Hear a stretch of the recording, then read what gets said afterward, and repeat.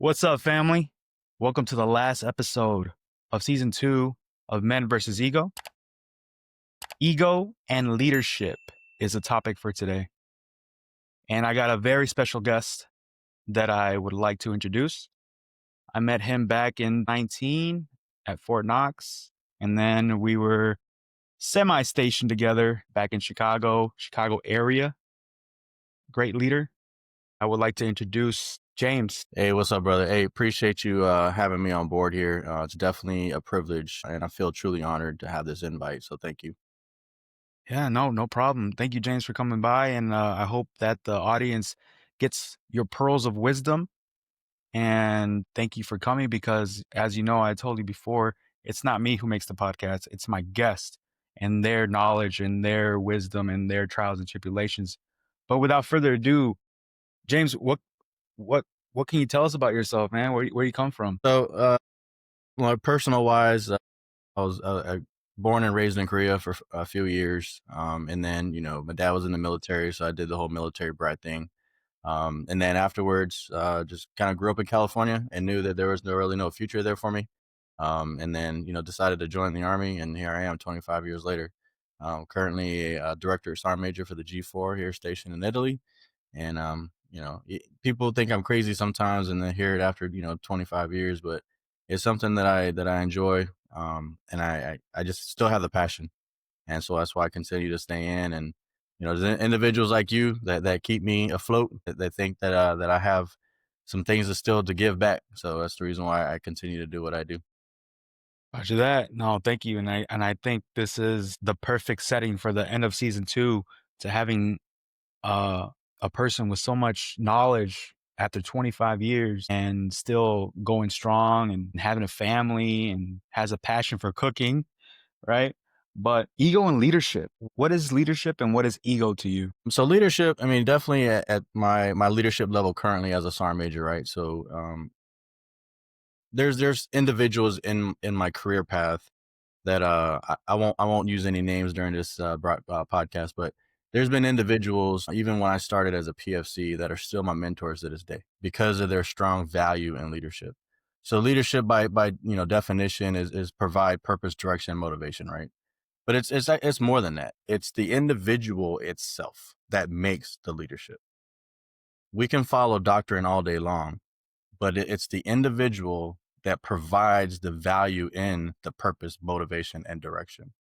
Instead of just saying words, right? Words really don't mean anything if it doesn't fall on the shoulders of that leader to provide those attributes. And hopefully within my career that I've had individuals that value my leadership as I value the ones in my career path. But leadership is the backbone of what we do in the Army and even in our civilian aspects as well. It's how you raise your children. It's how you lead your family. There's whole attributes and things when it comes to leadership. When it comes to ego, when you think of the word ego, right, or when you hear it, it's always perceived in a negative persona, right? Ego just seems like that dude has a bad ego, or that dude has a bad temper, or this person has a bad ego when it comes to responding to certain things. So ego but is not a bad thing in certain ways. The good aspect of ego could be to where, it drives that motivation in that person. Ego is what makes that person go that extra mile. So that's the positive twist to work is ego. And it's not always just a negative thing. Okay. Appreciate that insight. I would say that sometimes people get confused with confidence and ego. How can you tell the difference between confidence and ego? And I would say that confidence, you know what you're doing and you're going to do it the right way. For ego, let's say if someone's going to chime in and like, hey, so and so, this is how you do this, and you're like, no, that's not how I do it. This is how it is. But a confident person can take that adjustment or that advice and be like, okay, yeah, you're right, I can do that, boom, and still be confident about it. But a egotistical person does not like being told what to do or how to do things because they're so used to them being at the top of the pedestal, the creme of the creme. Like there's nobody that can top me. Not to get confused with confidence, but I think I agree with about 95% of what you just said, James, and I appreciate your input. Anything else you want to add before we move on to the next? No, I agree with what you just said as, as far as that egotistic person, right? So when you think of that, it's like that individual with blinders, right? They don't see left to right. And that's kind of the negative aspect when it comes to ego is they're not willing to accept that feedback. They're not willing to accept the more broad spectrum of what's available to them or even, in our career field to our soldiers, right? You have to be able to listen. And in order to do that, you can't operate with blind. You have your left and right limits, right? When it comes to leadership.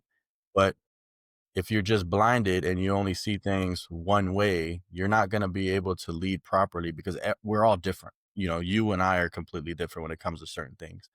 You have a platoon or entire formation. I have an entire directorate of 80 something personnel. Every one of those individuals are different. So if I'm an egotistic leader and I don't see anything besides black and white, I'm going to miss 90% of my formation and I'm not going to be an effective leader. So you made a great point to where it comes to that person be able to receive. If they're not willing to receive, there is no way that they're going to progress in a positive direction. 100%. And that's why I think you'll agree with me in the statement. That's why officers have advisors to help them with the blind areas, right? And that doesn't mean that they have to listen to the advisors. At the end of the day, they can say kick rocks advisors, which the enlisted side. But that's why the higher echelon people, the higher officers from brigade and up and division, they have that senior leader advisor to give them that, hey sir, hey ma'am, I would suggest do it this. But at the end of the day, like we said, James, they don't have to. They don't have to take that advice. They can continue with the blind side, and Charlie Mike. All right. But then you said also said you'll lose like 90% of your formations. But I digress. How about the dual nature of ego? I think you hit it on the head on the first couple minutes that we were talking about that you said some people look at an ego as a negative aspect right away. Oh, he has a big ego. Oh, you have to walk on eggshells with this person. You don't want to get him pissed off or you don't want to correct him or her. Can you elaborate more on that? Yeah, so the word ego does have a negative catch to it, right? Because that's the first thing when you hear the word ego is like, oh, James has an ego. Without elaborating on what the level of ego that I may portray, you just think it's connected to negative ties, right? But that ego, it could be that motivational drive to each individual because there's just a level of confidence that you said, but it's how you portray that energy to whether it's something that you are coming off as an arrogant individual or you're coming off as somebody that's confident and that you're willing to be able to once again open your broad spectrum of things to be able to get portray that positive side of the ego to where someone is like, hey, I can trust this guy. So that's the two levels of ego. I would argue that it's the same mindset that I have. And when it comes to giving test out, because I'm in a certain position where in my current work right now, to where I don't have to worry about taking any more tests. I'm the proctor. I'm the one that says, "Hey, you're certified. Hey, you're good to go." And sometimes I'll be honest, I'll learn more from each and every single person that I either certify, I give tests to, that their questions question my questions, if that makes any sense. So now I'm like, wow. So in reality, I'm learning as they are learning too, obviously in a different level, but I can't imagine myself being close to their questions, to their, hey, this is not how you do it. Look at this black and white. If I close myself off, then I would have a negative connotation to my ego. But if I'm willing to keep it open and get their questions, well, I don't want to say criticisms, but maybe do it like this, do it like that. Or did you check the new AR? Did you check the new TC, the so and so, the drill? Oh no, let me see. Oh, you're right. Let me get those points back to you. But if I would close off, obviously a negative connotation, but if I would keep it open, look, let me take that knowledge in too, because this is new to me. How come I didn't know it? But no, I appreciate that. The signs of ego, I think you just said it. It's that individual who is not willing to listen.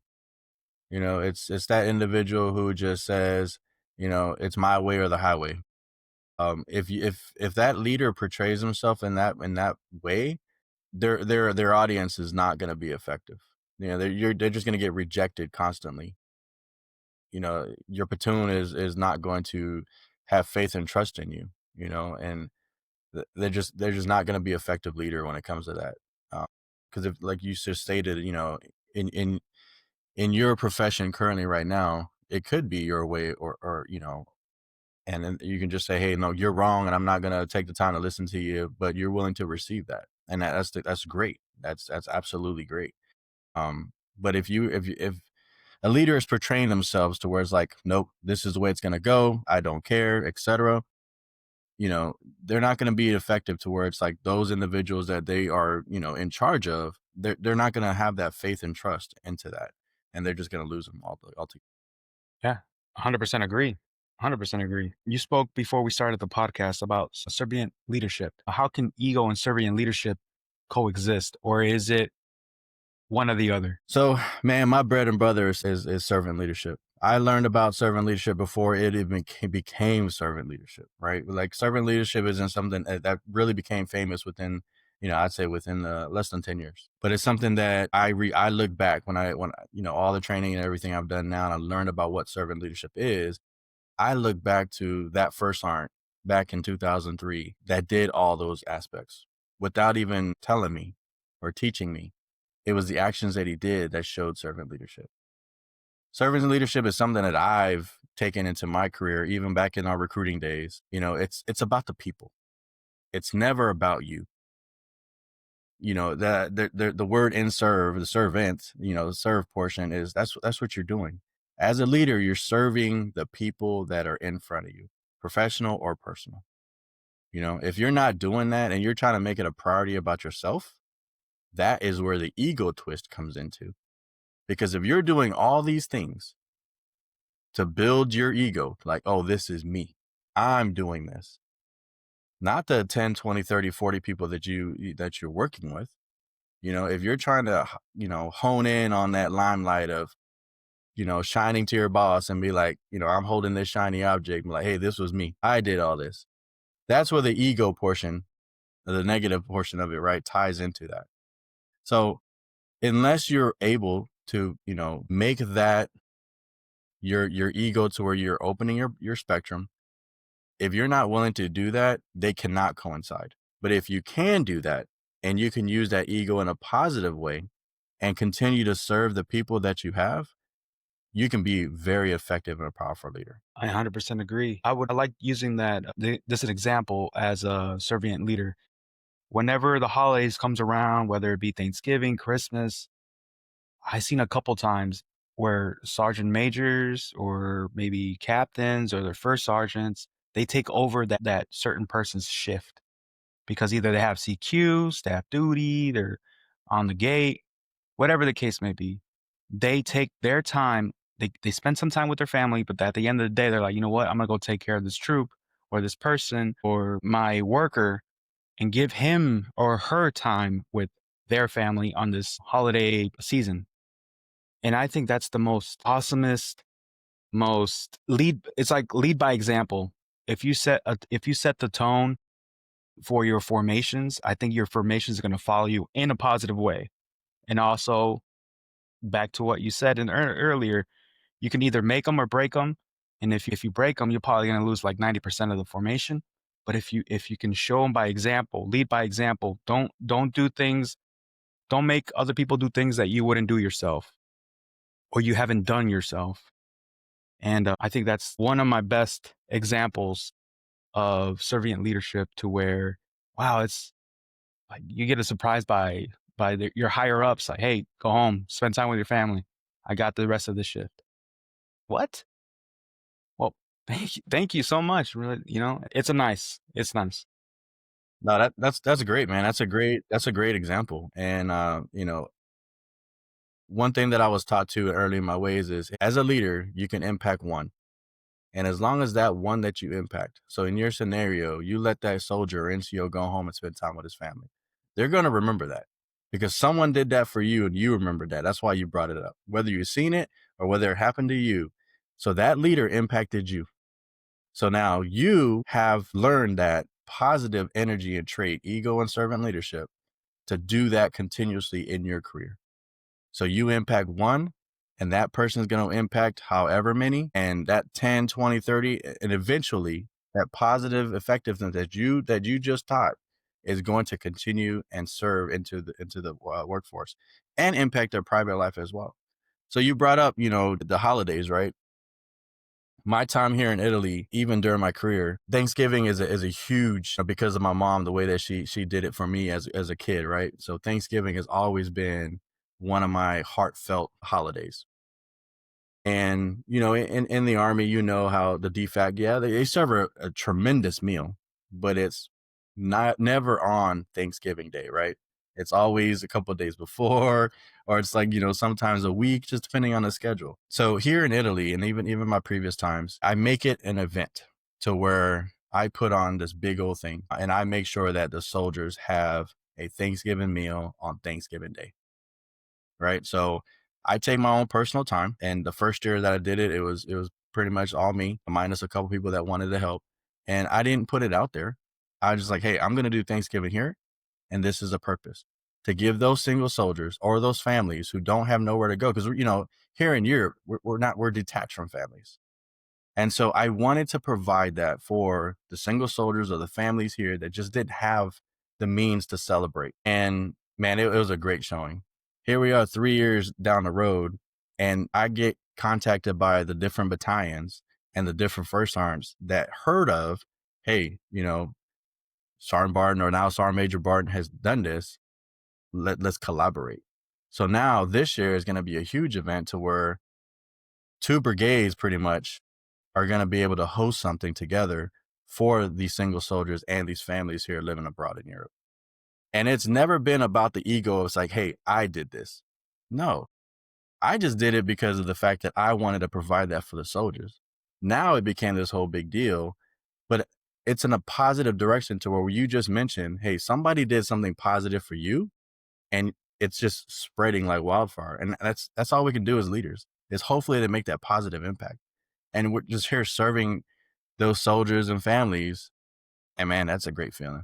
I call that a domino effect, James, to where once you tip off that first domino, the other domino falls, which the other domino falls, and it just creates this, you said, a wave, a wildfire. So basically, yes, you're 100% right. Has that happened to me in the past where my higher ups came and relieved me of a certain duty? Absolutely. And you're right. I do remember them to this day. It could happen 10 years ago, but that's something that was so impactful to me that now I'm in a leadership role, a higher leadership role, and I want to do the same thing to other people that was once done to me in a positive way. So I think you set a beautiful example. Real life angles. So basically, when it comes to certain ranks and certain jobs and certain positions, to where I'll give you an example. Once you make that first buck sergeant, people sometimes confuse power trips for doing the right thing with authority. Oh, he's on a power trip. Oh, he just picked up, he thinks or she thinks she's on top of the world and nobody can tell her anything. But it's not that always. It's not that you're on a power trip. It's that now you're held to a higher standard as a leader, and people that you were once, I guess, cool with or in the same peer to peer level are now like, hey, you can't do that. Oh, wow, man, we were cool once. What happened? I'm in a different position now. You're on a power trip. Have you ever experienced that before? Absolutely, man. Absolutely. But once again, it goes back to the beginning, right? Of that individual portraying themselves you know, and continue to provide the purpose, motivation, and direction. It's tied to that individual. Leadership is not easy. It's not meant to be easy, right? But it's that person, that leader, doing the right thing. And when you hold someone accountable to doing those right things to what the Army says, yes, it is going to be perceived negatively. And it's going to be perceived as like, oh, that person's on a power trip. When it's not. That person is just stepping into that role that the Army has said that they're ready for. The leadership in the Army says, hey, you're going to be promoted. Bam. Now you're going to start doing different things. But that person's not wrong. but it's the audience that's going to perceive it as they're doing something wrong or they're on a power trip. And what do you think that is? Because they were once friends or they were once colleagues or they were once peers that used to, for example, they used to hang out on the weekends, maybe go drink a couple beers or whatever. But now things are different because let's be honest, if they don't show up for formation on time, hey, Sergeant so and so, where's your troop? And now you're getting questioned. And now you're like, that's the wrong answer. You got to know when to be a leader and know when to be, what do you call it? A confidant. Oh, don't let those lines cross because if you're a confidant and they just tell you everything on top of the sun, at one point in time, they're gonna think you're buddy buddy. They're gonna think that, oh, I can get away with things because we're cool with so and so. No, I can be both. I can be a leader and I can be a confidant, but don't get it misconstrued just because you have this trust in me. We're not. It's not per quo quo. For example, it's not this for that. It's not like you get special treatment because I'm I'm a leader in your section. No, no, no, no. Hold the phone. So sometimes we gotta lay down that boundary to where, hey, I hope you understand that. Yeah, you can come to me with anything you got on your mind, but as a leader, I'm also obligated to certain things for your safety, for your good, and for the unit's overall health, basically. But I digress. Right. Yeah. So it leads back into the accountability piece, right? So when you start holding people accountable for things, that is when it becomes difficult. And even as a leader, it's tough to hold your friends accountable for things. So you have to, that's why, when someone promotes from specialist to E5, right? That individual in most cases is going to be moved into a different platoon or a different section because they've grown up with all those other E4s and below. So to give that individual, that new E5, a fair chance, move them to a different section. Let them be fresh, receiving at a new unit or a new section, platoon or whatnot, and allow them to have that fresh opportunity. Because if you keep them in the same and you have their buddies who are E4 and below, it's going to be tough. It's going to be tough. But as soon as that leader does the right thing of keeping that individuals accountable for their actions, they will develop themselves as a better leader, but it's going to be difficult. And even in our senior ranks, right? We get too comfortable.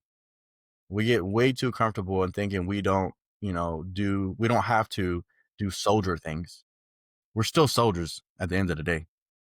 And I tell, all my seniors now is what's on your chest does not alleviate from your soldier duties. What's on my chest as a sergeant major, that only impacts me and allows me to be able to do things, you know, get somebody on the phone or respond to an email, right? That's what that rank does. It allows me to do more things for my formation, but it does not alleviate from me conducting an AFT, going to the range, making sure my readiness is up to par. Because if I can't do that and I'm not doing it, I cannot hold my formation to the same speed. But it is tough. 100%. And I agree with, I like to quote one of Robert Greene's books. You said it's hard to, when you make that rank, to be friends with the same people that were in your formation or in your section. Friends are for outside of work and colleagues are for work. So keep them separate. Don't confuse friends in your work for favors, for let me get away with this. No, keep friends out of work and keep colleagues and professionalism at work because it's not going to work. It's going to create eventually it will create a dynamic where it's counterproductive to a formation because we all been there. We're either late for formation, we're red on certain Med Pros things, and we're like, oh man, what the heck? 100%. And I love, love the fact that you said this rank on my chest doesn't dismiss me from doing the ranges, from doing the ACFT, 350-1 training. I'm still gonna go. At the end of the day, I'm still getting this uniform, same as you. I'm still gonna putting my boots on, my socks on. What's the difference? Well, the difference is obviously there's a higher rank system, there's a higher position, but at the end of the day, let's not forget our roots. Where do we come from? Where was Private Joe Schmo, now Sergeant Major Joe Schmo? Let's not forget where we came from. And I think that's a beautiful thing, what you said, James. And I appreciate for saying that. Uh, Appreciate anything that. anything else you want to add to that? No, I think we're good. Yeah, it is very important though. No matter where you grow up in your ranks, no matter what establishment, no matter what organization you are, you have to be effective every single day. But if you start relying on what's on your chest to relieve or alleviate some of those tasks or something and make it excusable, that's when you start losing, your audience. I can use excuses all day, but like, yeah, I'm a sergeant major. I don't need to go to formation. But if my people are in formation, that's where I need to be, and that's the accountable piece. I have to hold myself accountable for just as well as I want my soldiers and my enlisted, even officers accountable for. If we're told to be in formation, guess what? We're all going to be in formation. We can have that hard conversation at the end, after the fact, but we have to hold each other accountable for, you versus me versus you. And we just have to have, once again, our blinders cannot be set. We have to be open to be able to receive just as well as we give. 100%. And I wanted to say something real quick. Presence. You said be at formation. You said show up for your soldiers for their BLC graduation, or just be there, be present. Don't be that absent leader and then want to tell them something. Oh, you're never here. What? You're always excusing yourself from everything we do. No, it's one of the. I believe it's one of the things on our report cards as non-commissioned officers. Presence. Presence. Keep a clean appearance. Show up in the right army regulation, clean shaven, looking sharp. That way you can show your subordinates what right looks like. Don't go in there all like Absolutely. raggedy, long hair, forgot to shave, you smell like BO. It's like, yo, what are you doing? Is this the kind of image you want to portray to your subordinates? Of course not. Do we have some in our formations? Of course we do. But I think it doesn't come from an ego point of view when we correct them.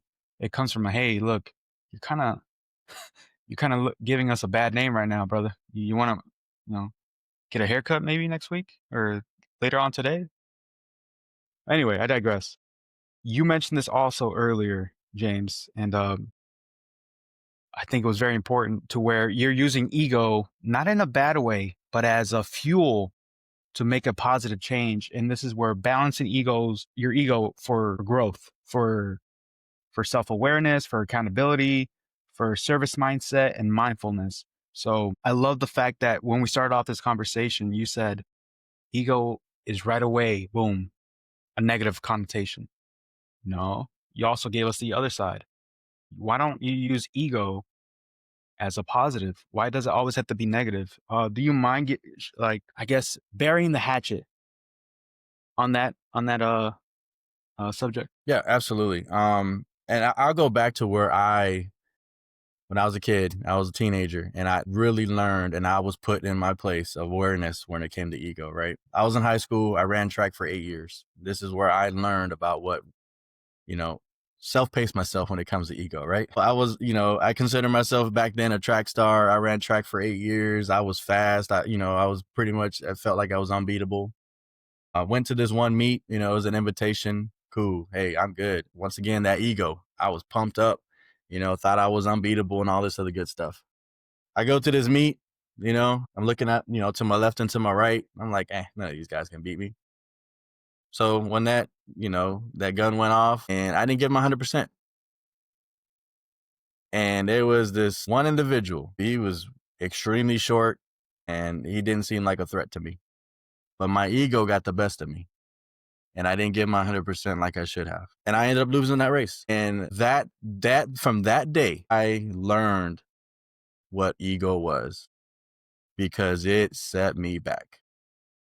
Because that invitational meet had a bright future or a brighter future for me when it came to athletics. But I blew it. And so that was my my one day of humanity to where it's like, hey, get your stuff together. And that's when I woke up.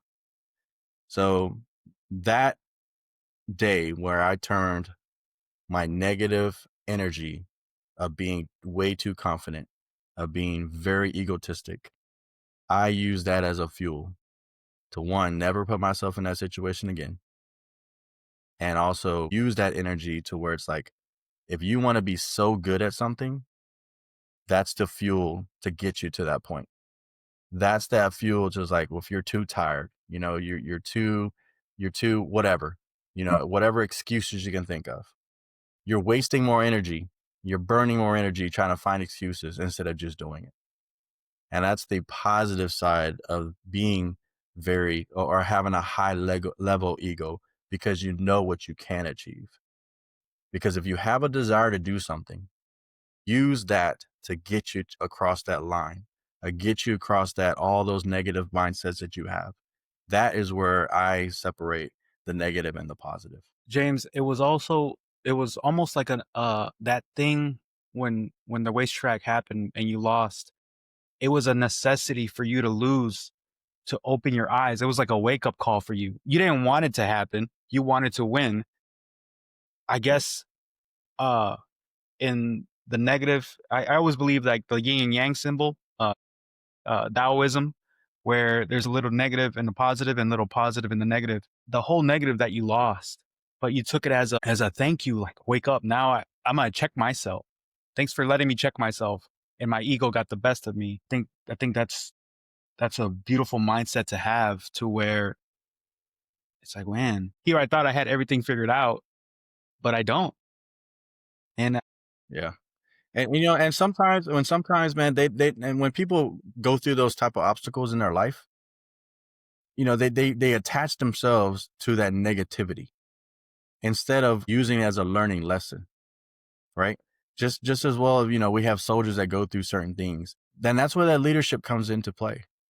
Find out why that person failed. Find out why that, soldier failed BLC or whatever it was or whatever it could be. But a lot of the young generation now, they don't comprehend and make that connection.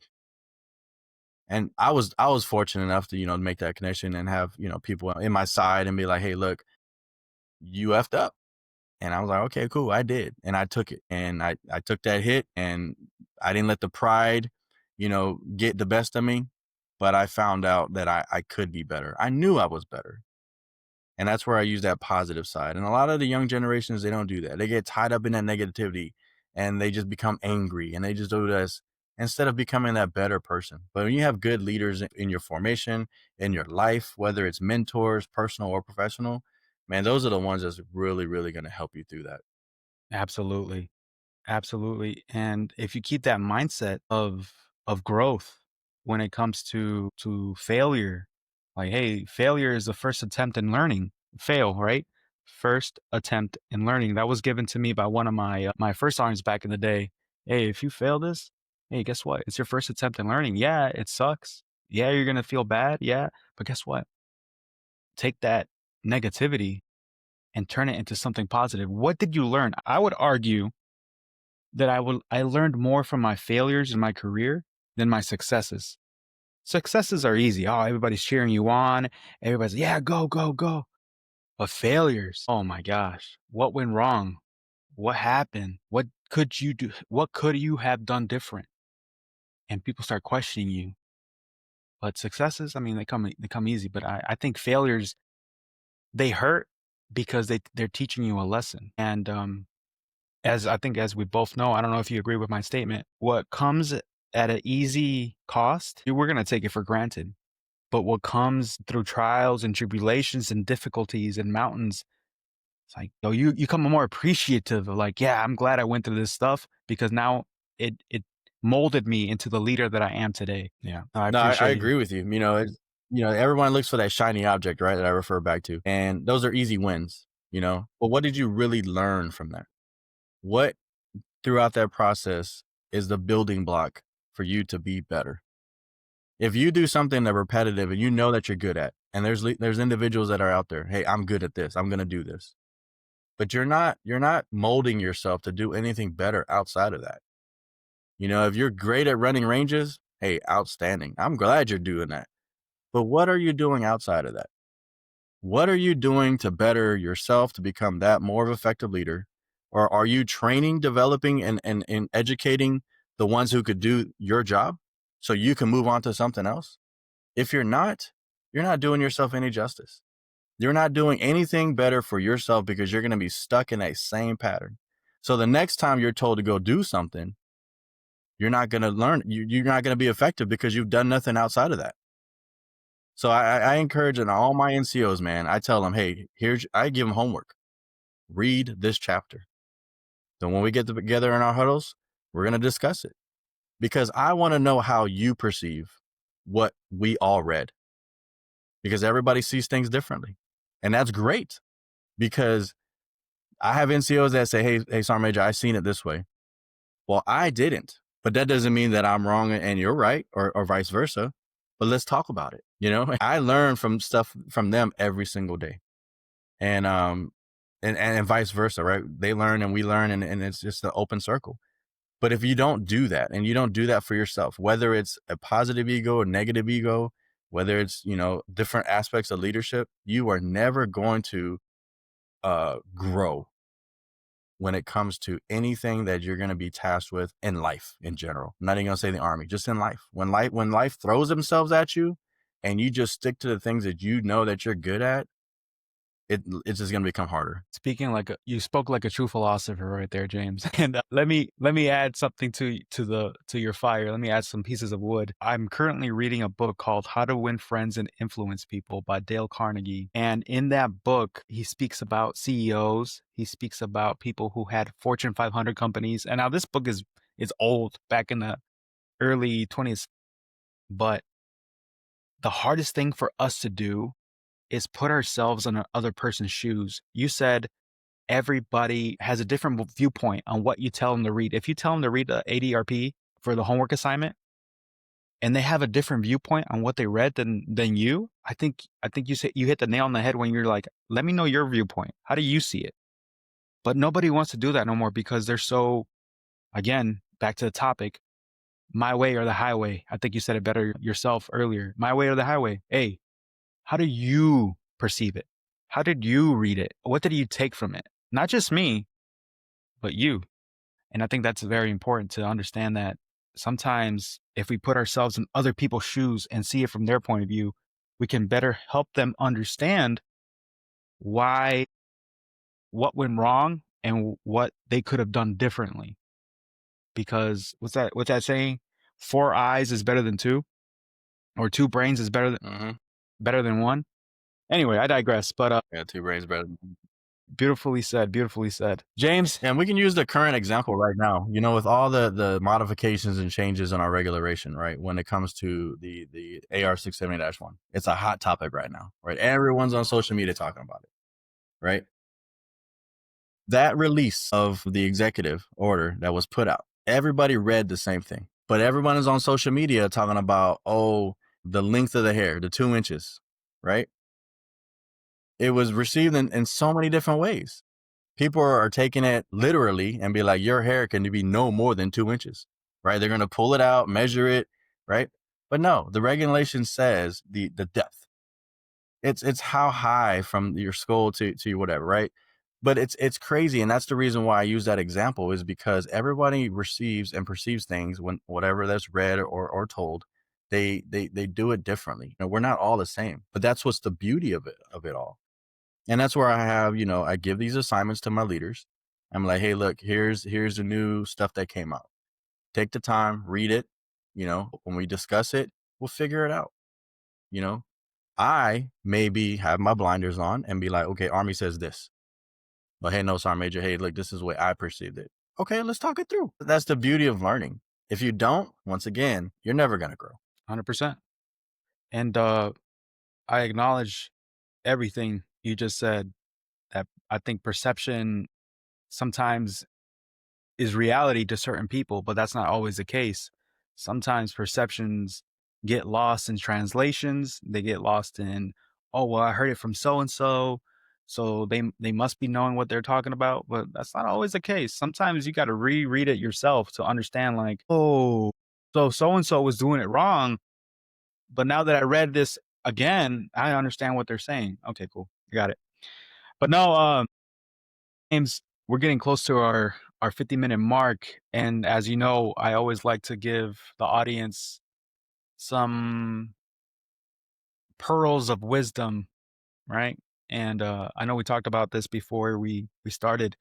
Any book recommendations that have helped you throughout your career, now, before the army, before the leadership roles, anything that you would like to give to the viewers? Yeah, absolutely, brother. Hey, once again, man, thanks for having me on board. My one of my pearl of wisdom, right, I would tell you is, don't take things personally. You know, personally and professionally. Use those opportunities. If someone says something to you that you don't like, use it as an awakening call sometimes. Maybe, someone needed to tell you something at that place in time. You know, Never take anything personal and find ways to always continue to grow. And I tell that to everyone that I know of. Right. Uh, but when it comes to the books, I will tell you the one book that I've read that I love reading, and I give it to all of my NCOs. I handwrite anytime any of my NCOs PCS. I handwrite a note to them, and the book that is called The Servant, a simple story about the true essence of leadership. It's by James C. Hunter. It's a great book. It talks about the servant leadership styles, different companies and things that have used it, and I live by it. And that's one of the books that I always preach about when it comes to leadership. The second one is a book that I recently read not too long ago, and it's called The Wisdom of the Bullfrog: Leadership Made Simple but Not Easy. And that's by Admiral William H. McRaven. It's a great book, man. He talks about different situations that he was part of the special groups, and he talks about the different things that they've done. And each mission or each exercise, there's a learning lesson for each one. And he talks about how he became better through every one of those operations. And it's a great tool. Thank you so much. I'm definitely gonna add them to my collection to my Audible. Here's a fun fact about me, James. I don't really like to read that much, but obviously, if I have to, I will. But I catch myself more of an audio guy. So if I can hear it and I can envision it in my head, it makes more sense to me than me trying to understand it via book. Now, obviously, our job doesn't come with audiobooks for every regulation, and there's things that I do have to read off the regulation. But when it comes to self-development books, self professional development, stuff like that, obviously audible, but I had to have the hard copy as well, or else it didn't happen.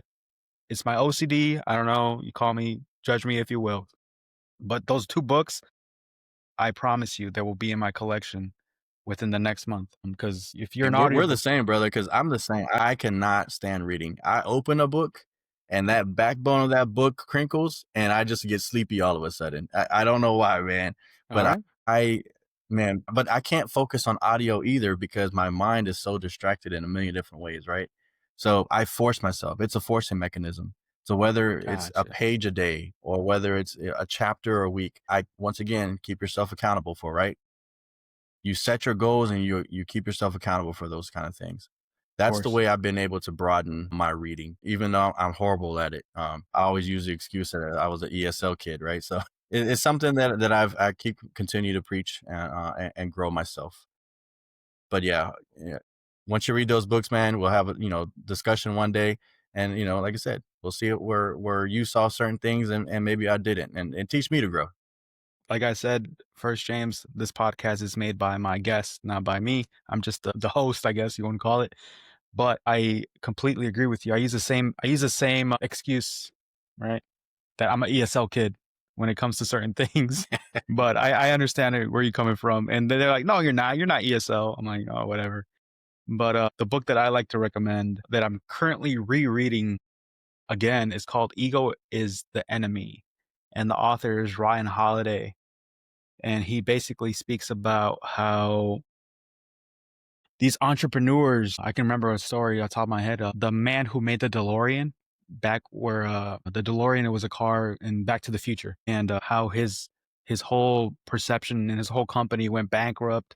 It ceased to exist.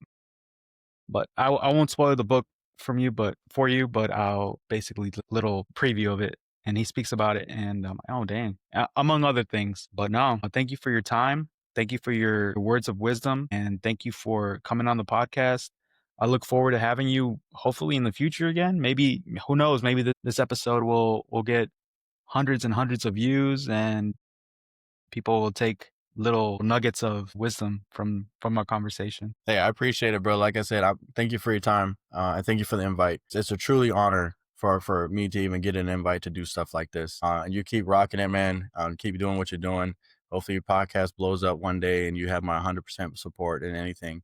And you always know my phone's always available. So hit me up anytime, brother.